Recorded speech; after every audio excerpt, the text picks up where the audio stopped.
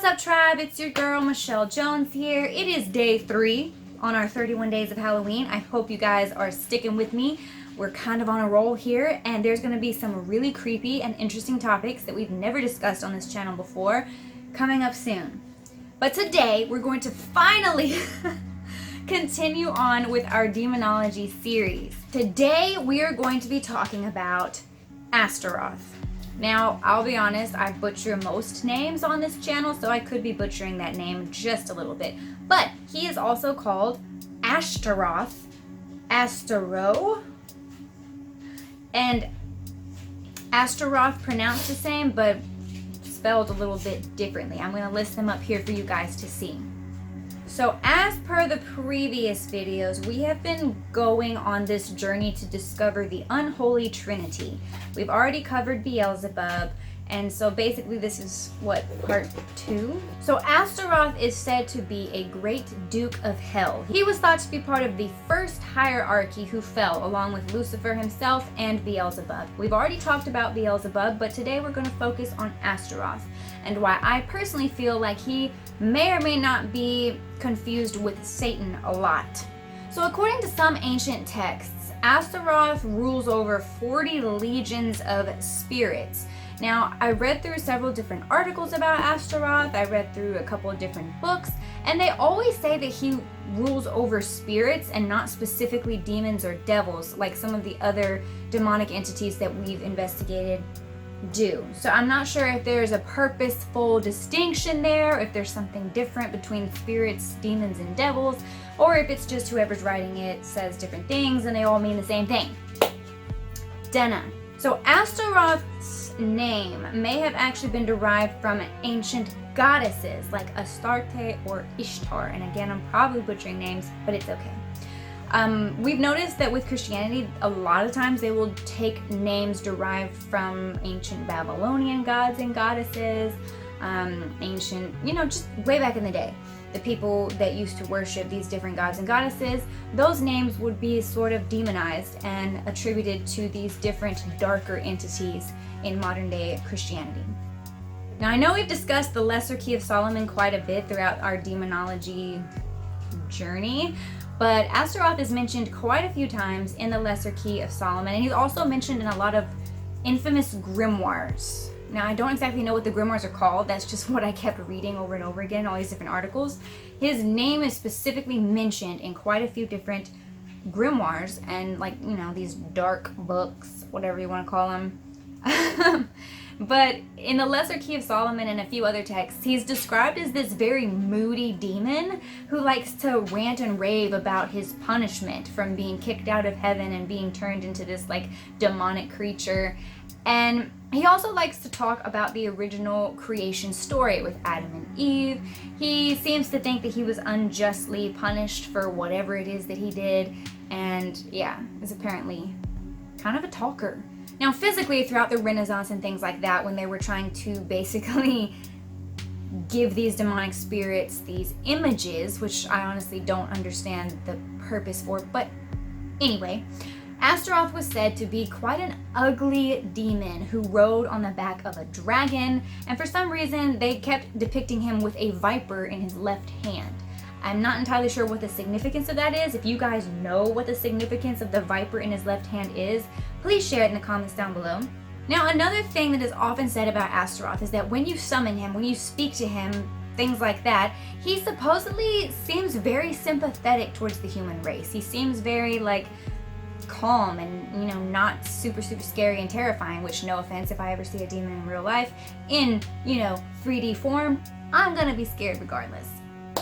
But me personally, most demons use sympathy, empathy, they can fake it just like psychopathic serial killers can fake it if they need to, and it's usually used as a ploy to manipulate us into giving up something or feeling sorry for them, which is always dangerous. Now, Astaroth is said to be a master manipulator. Gee, shocker, aren't most demons? Similar to Satan, he can often seem to have less than evil intentions. Now, the reason I say that, because a lot of Christians are very uptight about the idea and concept of Satan, and they're like, Satan is pure evil. They differentiate between Satan and Lucifer sometimes, not all the time. But Satan, within the realm of Christianity, a lot of the time means like the supreme evil, the evil that was there in the Garden of Eden and all this. But a lot of the times throughout the Bible, especially in the Old Testament, Satan is almost on par with God. It seems like Satan has a lot of say in things that go on in the world, the now fallen world, and a lot of say in what happens to God's people.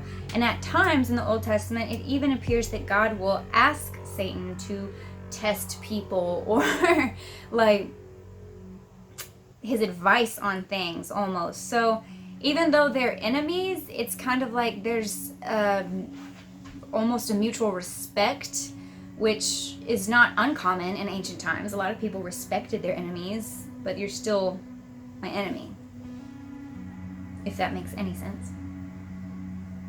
So one of the funny things that I find about Astaroth is that supposedly he specializes in laziness and vanity, which, you know, both of those kind of tie into the 7 deadly sins. A lot of these big name demons from demonology specialize in some kind of major deadly sin.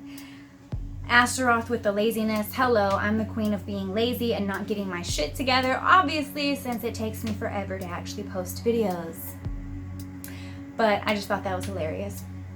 Now, there are several areas in the Bible that specifically mention Astaroth, but especially in the Old Testament, it's hard to tell if they're referencing an actual entity or a place. Because again, a lot of these names of these old-timey demon creatures are derived from names of nations, of old spirits that were referenced, or of a group of people, like the name of a tribe. So it's sometimes hard to distinguish if they're talking about an entity or a place or a nation of people. So in Judges 2:13, it says, "And they forsook the Lord and served Baal and Ashtaroth," which again, Ashtaroth is another name for Astaroth. And we've mentioned Baal a few times. Sometimes Baal and Beelzebub are confused and they're like used synonymously, which I don't think they're the same thing, but whatever. And then again in Judges 10:6, it says, "And the children of Israel did evil again in the sight of the Lord and served Baalim and Ashtaroth." And again, Baalim is just another name for Baal, and Ashtaroth is another name for Astaroth. But at the same time, these could also be talking about a nation.